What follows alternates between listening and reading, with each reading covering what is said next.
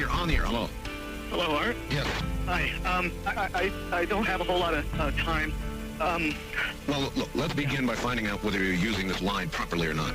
Area 51. Sorry. Were you an employee or are you now? A former employee. Former employee? I was let go on a medical discharge about a week ago, and I've kind of been running across the country. Man, I don't know where to start. They're gonna they'll triangulate on this position really soon. You can't spend a lot of time on the phone, so give us something quick. Okay. Okay, what we're thinking of as aliens, Art, they're extra-dimensional beings that an earlier precursor of the space program made contact with. They are not what they claim to be. They have infiltrated a lot of aspects of the military establishment, particularly the Area 51. The disasters that are coming, the military, the government knows about them, and there's a lot of safe areas in this world that they could begin moving the population to now, Art.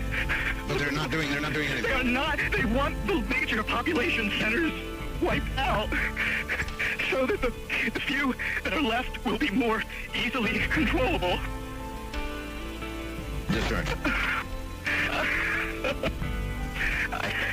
I figured... In some way, something knocked us off the air, and we're on a backup system now. Is it government or... I don't know. It has to be something, though. Well, did you hear... Now, you tell me because you were listening. That was awful strange. There was a really weird guy on the air when it went off? Yeah, real weirded out. Like, going... Sort of sounding paranoid, schizophrenic? Like crying and everything. Yeah. And how far into the conversation was it when it went off? Just a couple, about 15, 20 seconds, I'd say. Oh, you guys missed... You really missed the call then, and I've got a feeling somebody didn't want you to hear it. Yeah. Because it was really strange. All of a sudden, I'm hearing Mark Furman when I That's right. Well, the network, of course, went immediately to a backup tape while we tried to figure out what blew up here. So that's what you heard happen. And then we're now on a backup link system to be on the air at all right now. So, well, I'm telling you, it's lost all transmit capability on this end. Here in Nevada, the transmitter went belly up suddenly for some unknown reason. I've never seen it do this in all the years that we've been on the air. I have never seen the transmitter in this way just simply fail, massively fail, like a massive heart attack or some kind. And so we have gone to a backup system to get signal to you right now, and I presume it is getting to you right now.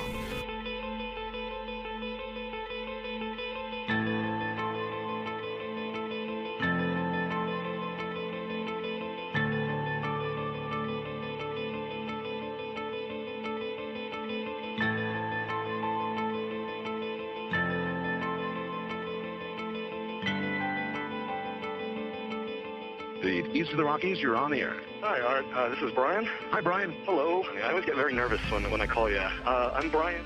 Everybody, I am the Area 51 caller. That's my statement, and let you or whatever tear it apart. You claim you're the Area 51? I am the man. How do you account for the fact, Area 51 caller, okay, that part of the way through your spiel, the satellite went down? I have no idea, and it scared the heebie-jeebies out of me that night. I've called a number of times on your specialty line nights doing different, kind of wacky characters, and that's all that one was supposed to be. And if the call had been completed, it would have been ancient history by now. Has it occurred to you, as Barbara Marx Hubbard suggested tonight, that perhaps, if you're really what you say you are, you created the reality of the rest of the situation and took down my satellite? That scares the heebie-jeebies out of me because it means that what I was saying was somehow correct, and it was fabrication, kind of creating a reality. Yeah, if that was the case, I humbly apologize to you because I love your show, and the last thing I would ever want to do is tear you off the air. So what can I do to prove my claim here? Well, I guess you could give us a little of what you gave us then so that we could hear it and know it to be you. Are you sure you want me to do that, Art? I'm positive. Don't, Art, please. I don't want you to ask me to do this. If I start doing that guy... You're right about that. Now, let's just take that little sample that you just gave us so that we don't alter some sort of hard little reality here at the end of the program, and we'll let the callers be the judge. Okay. All right? I thank you for this opportunity. This has just been driving me bananas for months, and I didn't know what you wanted me to do. I knew it was very difficult for me to prove to you. But I just thank you for your patience in dealing with me up to this time. All right, it's quite all right. Thank you. Fritz in Phoenix, as a matter of fact, called and said, oh, yes, that's him. Somebody else said, oh, no. Now he has done his little Area 51 caller IMO, or the real thing, depending on what you think.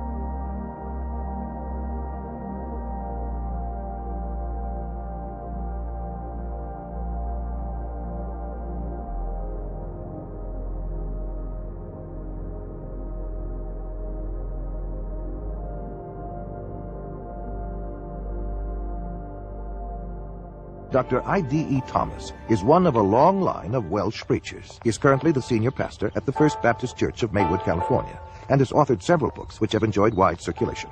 In his book, The Omega Conspiracy, Dr. Thomas explains the phenomenon of unidentified flying objects and offers an explanation that could identify the beings who operate them. As incredible as his explanation may sound, let us regard the ancient saying of Heraclitus, who 500 years before Christ said, "Because it is sometimes so unbelievable, the truth escapes becoming known." The answer to all this and the clue to this cosmic riddle may be found in the ancient book of Genesis. And back there in chapter 6, we are told of a very amazing and bizarre event. The sons of God saw the daughters of men, and saw that they were beautiful, and they lusted after them. And then we read they married them, and sired children from them. For the past 1500 years, most scholars, including evangelical scholars, have interpreted the sons of God as the good sons of Seth, and the daughters of men as the wicked daughters of Cain. They've adopted that interpretation because the other one is so bizarre and outlandish. The ancient interpretation, and in my opinion the correct one, is that the sons of God were demonic beings or fallen angels, and that they came down to earth, they lusted after the daughters of men, they married them, and produced this amazing progeny, this hybrid progeny of the Nephilim. And the very word Nephilim does not mean giants. It comes from the root Nephal, fallen ones. The early Christian fathers, in the first 4 centuries, men like Irenaeus, Tertullian, Ambrose, for 400 years they knew no other interpretation except that the sons of God were angelic beings. Josephus, the cosmopolitan Jewish historian, says the same thing. We read in the book of Job that when God laid the foundation of the earth, the sons of God shouted for joy. Obviously the sons of God could not be human beings. Adam had not been created. If this was a case of just mixed marriages between good men and wicked women, it is surprising that God should have issued the fire of judgment that he did. God took this stern action of wiping out the human race. Now the only family that were left intact in order to re-establish, repopulate the new world was the family of Noah. Noah, we are told, was perfect in his generations. The word perfect does not mean, in this case, morally perfect. But we know from the story of Noah, and especially what happened after the flood, that Noah was not perfect. What it means is, like a lamb for the paschal sacrifice, that lamb had to be without blemish. Physically pure, without blemish. So it seems was the case of Noah, the only family that remained uncontaminated from these strange beings that appeared from space. The only line that was pure and clean from God's standpoint to start a new world and a new civilization. Jesus said, as in the days of Noah, so in the days of the coming of the Son of Man. Of all the patriarchs and prophets of the Old Testament, the key to prophecy above all others is Noah. And something happened in the days of Noah that was a distinctive characteristic of Noah's time that didn't happen before or after. Wars and famines and pestilences and natural disasters have always happened. But something happened in the days of Noah, and the most sinister and bizarre of all the things that happened was this intermarriage between the angelic race and the human race. And of course the mastermind behind it all was another angel, a fallen angel, Lucifer. Now we believe that as they came in those days, we may very well be on the edge of another invasion from outer space. That Satan will once again make another attempt, maybe the final assault, on the human race, in order to wean men and women away from the worship of God. He has tried before, he will inevitably try again. And by seducing the human race, by sending these so-called entities from space, demonic beings, he will try to get people all over the world to worship him and to deprive God of the worship that is due to him. Fortunately, we know what the end result is going to be. But this final or omega assault that will come at the end of time may trigger the coming back of Jesus Christ to rescue his own. Satan has failed before, and the Bible predicts he will fail again. We are told quite emphatically in God's word that the kingdoms of this world shall become the kingdom of our God and of his Christ. Satan will make the attempt, but our God greater is he that is in you than he that is in the world.